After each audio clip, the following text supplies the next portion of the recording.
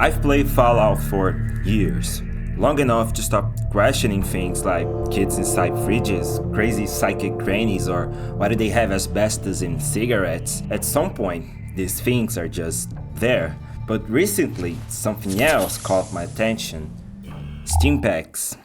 Here's what happened. I was replaying Fallout 4 when I wanted to craft a few Stimpaks before heading out, simple stuff. And that's when I noticed something I somehow missed all these years. This is the recipe from Fallout New Vegas, and this is the one from Fallout 4. At first glance, this doesn't look like much, just a recipe change. Yeah, that's what I thought. It's just a healing item, except now it needs blood. Wait. Why is there blood now?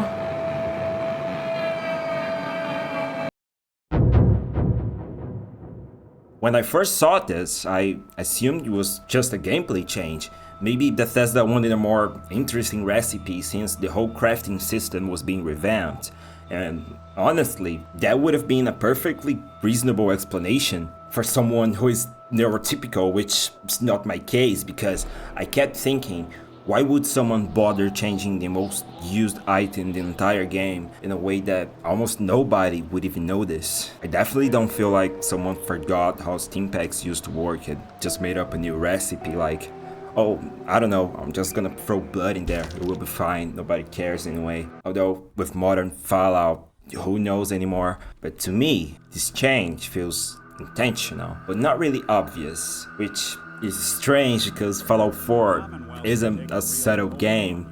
It usually really wants you to notice the things it does differently. Your thoughts? And besides that, they just felt like changing it would have been a pretty boring explanation. And I'm glad I found it boring because the more I looked into it, the less it felt like a gameplay decision, and the more it looked like Fallout's world had quietly changed around it. As it turns out, the answer starts long before the crafting recipe. The Stimpak recipe isn't where the story begins. My first instinct actually wasn't to look at the recipe at all. Instead, I wanted to see if Fallout 4 itself treated blood any differently, because if blood really had become important, the world should reflect that somewhere else. And it does. Blood packs are everywhere, not just inside hospitals where you'd expect them. They're stored in military checkpoints, in vaults, coolers, abandoned basements. There are places like the Pigment Gallery where you walk in expecting just another loot location, a dark building, a few locked doors, maybe some raiders jacking off, I don't know. But what you actually find is different. It's not just violence, it's like composition. Hallways filled with bodies and paintings made of blood, all arranged like someone actually thought about where each piece should go. Blood here feels like a language. And personally, I feel like blood, it's a language throughout the whole game. The strange part is, it's not what you see, it's how the game treats it. And this isn't where things starts to feel off, because this is not the only place where blood is treated like this. This is just an example that I can quickly think of in the Commonwealth. There are facilities built to store blood, enemies that can collect it, even quests centered around harvesting it. I quickly realized that Fallout 4 doesn't treat blood like a background detail, it treats it like a resource, like something valuable, even though you can find it everywhere. And strangely, I can't even tell if this is normal human blood anymore. No one questions why this is so important now, it's simply part of everyday life, which made me stop for a second and ask myself, was Fallout always like this, or was I only noticing it now because of the recipe and I was looking for it? I couldn't remember seeing blood treated like this in the older games, so I went back. This time, instead of looking for blood, I thought the obvious place to start in older games was actually the recipe itself, because Stimpaks didn't always require blood. In fact, for most of Fallout's history, they didn't. Even before the crafting stations were introduced, the games explained the Stimpaks through dialogue and environmental clues, and for a long time, this was consistent. The earliest real explanation comes from Fallout 2, from a character named Myron. He's just an annoying teenager who is the creator of the highly addictive drug called Jet. He also has a rather extensive criminal record, but at least he explains to us how Stimpaks are made. And the ingredients are surprisingly simple. It's made from brock flour, xander root, and a syringe. Honestly, that makes perfect sense. 2 centuries of radiation giving a mutated plant medicinal properties. That's actually one of the more believable things in Fallout. More importantly, that recipe stays consistent, because that's the same one we saw in New Vegas earlier. For years, the series agreed on one thing. If you wanted to make a Stimpak, you needed those 2 plants. But before we go any further though, there's one important detail. Stimpaks are a post-war invention. They already existed before the bombs fell. In fact, they were considered one of pre-war's America's greatest medical breakthroughs, which means whatever changed wasn't the Stimpak, because if Bethesda wanted to redesign the recipe, why replace the plants with blood? Why not introduce 2 new plants, or I don't know, even keep the original ones? Changing it wasn't necessary unless there simply wasn't another option. If we go back to the beginning of the franchise in Fallout 1, there are a lot of Stimpaks in the world, but unfortunately, the game doesn't give us many details about how things are made, partly because it didn't need to explain itself so much. Being the first entry in the franchise gives you creative freedom to sometimes not answer everything, which makes even more sense because Fallout 2 is where many things are further expanded and explained, including the origin of the post-war Stimpak, which doesn't mean everyone was using this same recipe, because in Fallout 2 is also where we learned from an NPC named John Cassidy that most Stimpaks found today, many years later, were produced before the Great War in 2077. We can see the geographic overlap between the games, Fallout 1, Fallout 2 and New Vegas, which in my opinion strongly suggests they were made in the same way. Okay, but that raises the question, what about Fallout 3? I'm gonna be honest, I couldn't find anything. No one in this goddamn game really talks about it. There's no Stimpak recipe in the game because crafting systems simply don't exist beyond a few weapon prints, I guess. You can only find them lying around in the world in hospitals and boxes or buying from NPCs. I would love to say this feels intentional, but honestly, I think they just didn't care that much. I can't speculate on why this is the case. It was the first Fallout game developed by Bethesda after acquiring the franchise from Interplay, and the first fully 3D Fallout. I mean, the first released one, so the focus was probably more on building a functional system than preserving deep lore consistency, which contrasts with New Vegas that had Fallout 3's foundation to expand its universe. But I don't think the answer is missing in Fallout 3. In fact, the missing part's what actually reveals the answer later on, because while survivors in Washington DC still seem to rely on pre-war Stimpaks, other places had to find their own solutions, and we only realized that later in Fallout 4 with a more polished version of Bethesda Fallout. That's when something started bothering me. I stopped and looked at the Fallout 4's map, not as a game space, but as a place in the Fallout universe, the East Coast of the United States. At this point, I just finished replaying the other games and it became obvious immediately. I finally had a reasonable answer for why there is blood in the Stimpak now. I felt kinda stupid for not noticing before, and at the same time impressed that I keep discovering new things every time I return to these games. Do you remember those ingredients I mentioned earlier? If Stimpaks always adapted to local resources, the real question is not why the formula changed. It's what happens when none of the pre-existents are possible anymore. In the West, Stimpaks depend on native plants. So why doesn't this happen in Fallout 3 or Fallout 4 or Fallout 76? Why choose blood? And why antibiotics, antiseptics? I'm not a pharmacist, okay? The apocalypse didn't hit the Commonwealth harder than the West, so I looked up the two plants using the original recipe, rock flower and xander root. And I learned that both are native to the western United States.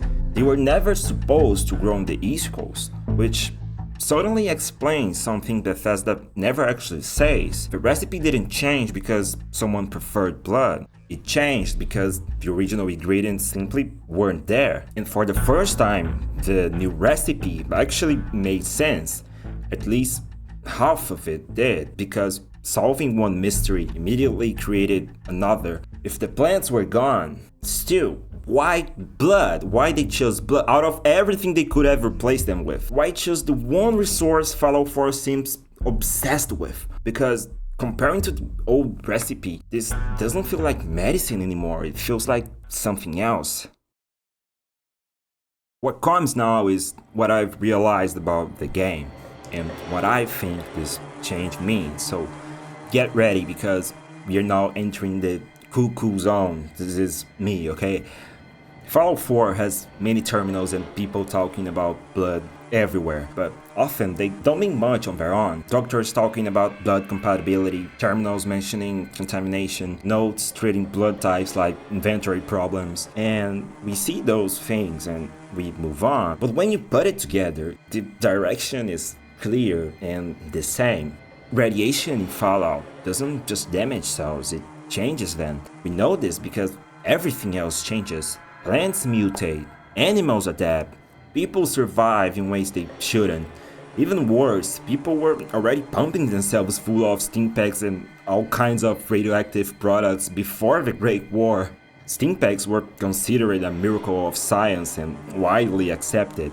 And after the bombs fell, billions were already scattered everywhere. If that's not enough, society spent 2 centuries in uncontrolled substance abuse, combined with radiation exposure, 2 centuries of genetic adaptation, 2 centuries of bodies that didn't die because, in a way, they couldn't.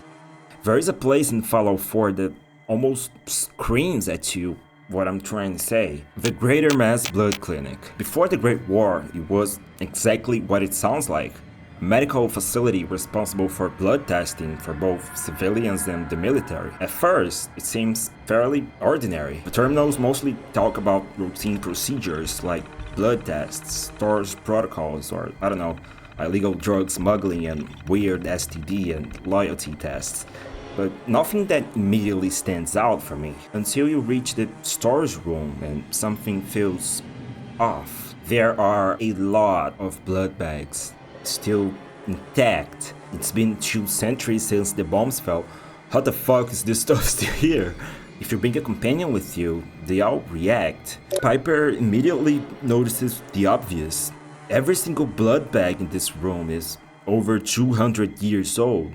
None of them are frozen, yet somehow she still calls them fresh. Almost like she's making a joke, except she never laughs. Century-old bags of blood. Lovely.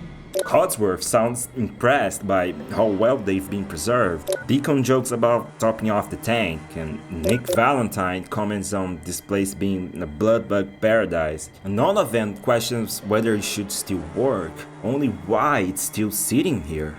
And after everything I've seen, that completely changed how I look at the rest of the game. Because once blood becomes a valuable resource, other details starts standing out.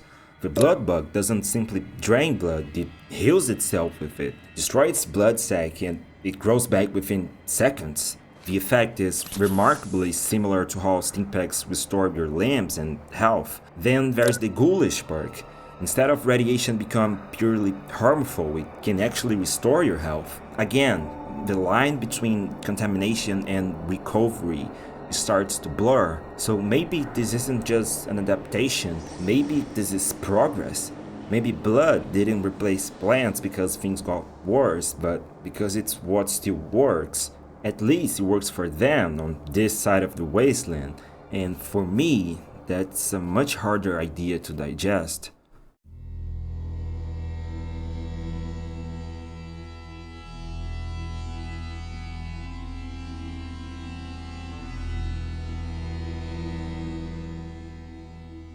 Here's the part that finally made me sit down and write this video.